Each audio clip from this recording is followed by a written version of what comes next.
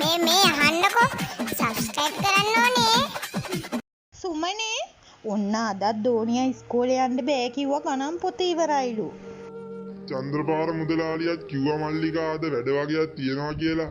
ඒ වුණත් ඕක කියන ඒවා සුවර් නෑ. ඔක කිව්වොත් උන් පචන කියන්නේ. අනේ මන්දා දැන් කෙල්ලට විභාගෙත් නගයි. සුමාන 2-3ක්ම දැන් ඉස්කෝලේ යන්නත් බැරි වුණා. මේ අඩුපාඩු හින්දා කෙල්ලට විභාගෙ ලියා ගන්න බැරි වෙයිද මන්දා. අදත් මං ගිහින් බලන්නම්කො මල්ලිකා. අනේ අම්මේ මට මේ සුමානිවත් ඉස්කෝලේ යන්න ඕනේ. කොහොම හරි මගේ පොත් දෙක අරන් දෙන්නකෝ අම්මේ. ඉන්නකො පුතේ පොඩ්ඩක් මං අර සුමනගෙන් පොඩි අතමාරුවක්වත් කරගන්න බලන්නම්. මේ දවස් ටිකේ මේ තාත්තත් ලෙඩ වුණ හින්දානේ මේ ප්‍රශ්න ඔක්කොම.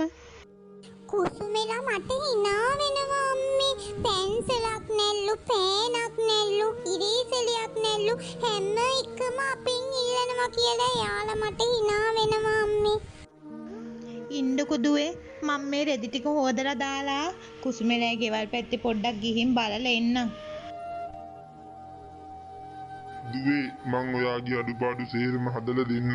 මට දවස් දෙකක් කල් දෙන්නකෝ. මට තාත්තා ගැන දුකයි තාත්තේ. ඒත් මොනවා කරන්නද තාත්තේ? මම තාම පුංචි ළමෙක්නේ.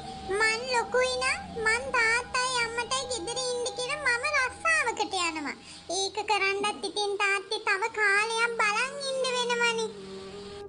අනේ මගේ පුතා ඌව කරන්න තව කොච්චර කල් ඉන්න ඕනේද?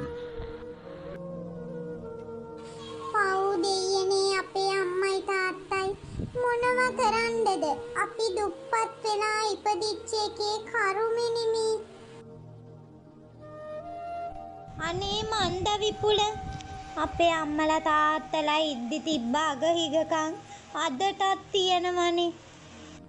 ලොකු කෙල්ලගේ ගේ වහලේ ගහගන්න සල්ලි කීයක් හරි දෙන්න පුළුවන්ද කියලා මං එදා ගිය වෙලාවේ මගෙන් ඇහුවා. අනේ මන්ද ඉතින් අපේ දරුවන්ටත් අපි පුංචි කාලේ විඳපු වේදනාවම විඳින්න සිද්ධ වුණානේ. මොනවා කරන්නද රූපා? මේක අපේ කර්මෙ වෙන්න ඇති. දැන් විජිතගේ ළමයි ටික කොහොමද විපුල? උන් පස් දෙනා නම් මොනවා කරනවද මන්දා? මං දැක්ක ලොකු එකා බයික් කට්ටකුත් තරන් අර හන්දියේ රත්තියාදු ගහනවා. කොච්චර වුණත් ඉතින් විජිතට සලකනවා කියලා මං ඔයාට දොස් කියන්නේ නෑනේ. ඒ වුණාට මං දැන් විජිතගේ නීත්‍යානුකූලව අයින් වෙලා ඉන්නේ. මං දැන් මගේ ළමයි තුන්දෙනා ගැන බලන් ඉපෑ. ඇත්තටම මම නම් ඔයාට කැමති උනේ ඔයා හරි ගුණ යහපත් කෙනෙක් හින්දා. නැත්තම් ඉතින් මට කසාද බැඳලා ළමයි ඉන්න කෙනෙක් කසාද බැඳ ගන්න ඕනේ නෑනේ විපුල. ඒ වුණාට මම විජිතට වඩා ලොකු වෙනසක් ඔයාගෙන් දකිනවා. විජිත කියන්නේ මට අවනත වෙච්ච ගෑණියෙක් නෙමෙයිනේ රූපා. දැන් ඉතින් ඔය කතා වැඩක් නෑ විපුල. අපි මේ ළමයින්ට වෙලා තියෙන ප්‍රශ්න ටික බේර ගන්න බලමු. චූටි කෙල්ලගේ මිනිහා අර බස් එකෙන් ඇදගෙන වැටිච්ච දවසේ ඉඳලා ඒකිගේ දරුවෝ ටිකක් දුක් විඳිනවනේ. අනේ මන්ද රූපා මගේ මේ කකුලේ තුවාලෙත් එන්නම වැඩි වෙනවා. මං ඔයාට කිව්වනේ සීනි වැඩි වෙලාද දන්නෙත් නෑ. නැත්තම් ඉතින් ওই තුවාලේ හොඳ නොවී තියෙන්නේ ඇයි? ඒක කරගන්නත් රූප රජයේ ස්පිරිතාල වලින් බෑනේ. ඒකත් ගෙවල කරගන්න බෑ. ඒ වුණාට විපුල මේ පාර ක්ලිනික් එකටවත් කොහොම හරි යන්න බලන්න. විපුල නැති වෙලා දැන් අවුරුදු 5ක් ගෙවිලා ගියා. අනේ මන්දා මට හරියට දානියක්වත් දී ගන්න බැරි වුණානේ. දරුවෝ තුන්දෙනාත් කොච්චර අමාරුවෙන් හදාගත්තත් උන් ඇහැක් කැරලවත් අපේ දිහා බලන්නේ නැති හැටි. අද උයාගෙන කණ්ඩවන් මෙලෝදයක් ගෙදර නෑ. තාත්තගේ ඉඩම් ටිකත් අරුන්ට ලියලා දුන්න හින්දා ගහක කොලක තියෙන ගෙඩියක්වත් අපට කඩා ගන්න විදියක් නෑනේ. පියසීඩිගේ වත්තේ අඹ ගහේ අඹ ගෙඩි වගේක් නම් තියෙනව දැක්කා. මාළුවට ගෙඩියක් දෙකක් කඩා ගන්න යන්න ඕනේ. අප්පට සිරි අඹ පිරිලා ගෙඩියක් දෙකක් කඩා ගන්න ඕනේ රස මාළුවක් උයා ගන්න පුළුවන්. උඹ මොකටද මේ අපේ අඹ ගහට පොළු ගහන්නේ? ඈ බං මේවා උඹලගේ අඹ ගස් වෙන්නේ කොහමද? මේවා අපේ තාත්තට අයිති දීපල. ඈ බොල කුණ්ඩවාලියේ. තෝ කොහමද මේ අපේ වත්තට පැනලා ඔය විදියට අඹ කඩන්නේ? තොට මොන අයිතියක් තියෙනවටද? තෝ පිටින් ආපු එකි. තොට වැඩි අයිතියක් මට මේකේ තියෙනවා. මේවා මගේ තාත්තගේ දීපල. ඒවා දැන් නීත්‍යානුකූලව අපට අයිති වෙලා තියෙන්නේ. තොට මේකේ වැලි යට එකවත් අයිතියක් නෑ බොල. මන් දානවා උඹට නඩුවක්. ඉඳපන්කො මං පොලිසියට යන්න. අපේ ගස්වල අඹ හොරෙන් කැඩුවා කියලා. ඵලයන් පොලිසි ඵලයන් මං බය වෙයි.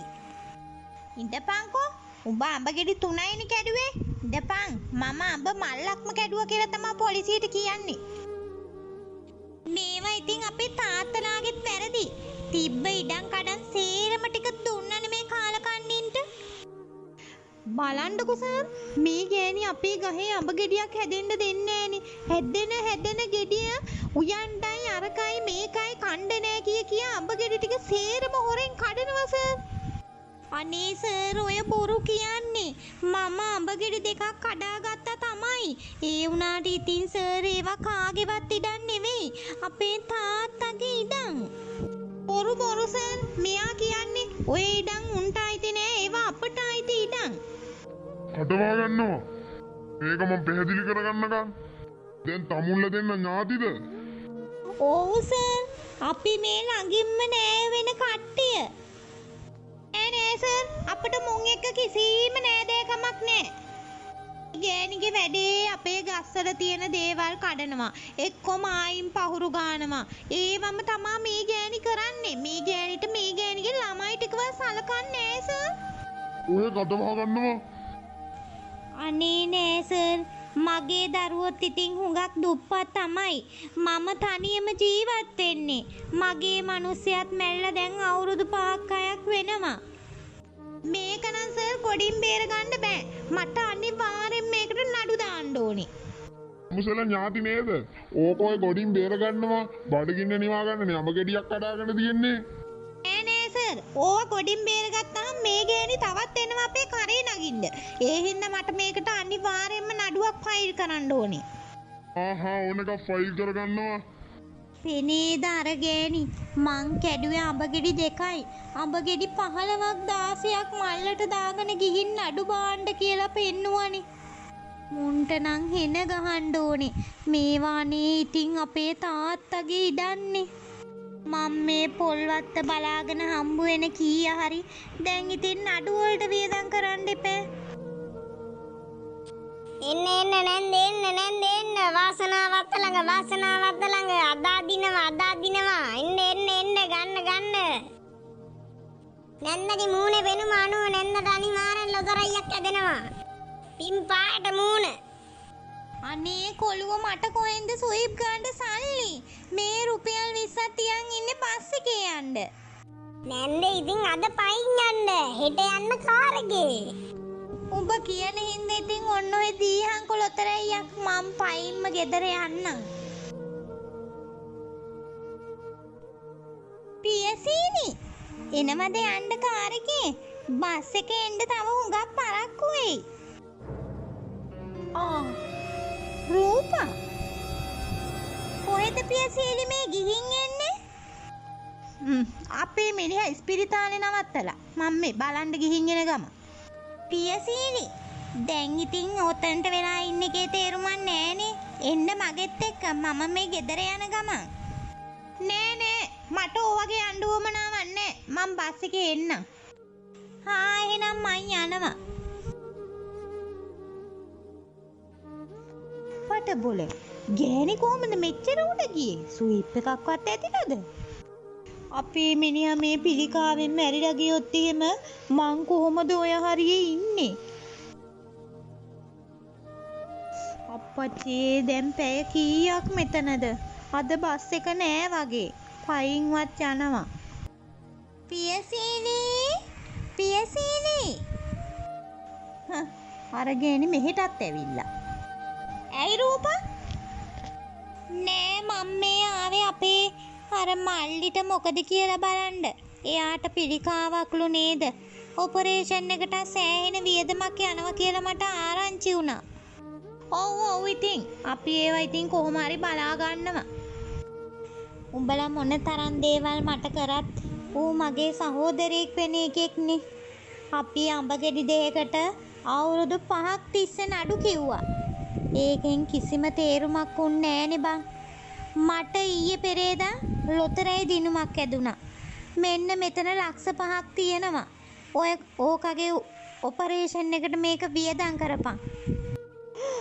ලක්ෂ 5ක් මම මේ ඔළුවේ අත ගාගෙන කල්පනා කර හිටියේ මේ මුදල කොහෙන්ද හොයාගන්නේ කියලා. දෙයියෝ දුන්නා මගේ. අනේ අපට සමා වෙන්න රූපා. අඹගෙඩි දෙකක් හින්දා අපි කොච්චර වෛරක්කාරයෝ වුණාද? අපි මනුස්සකමට ගැරහුවා නේද රූපා?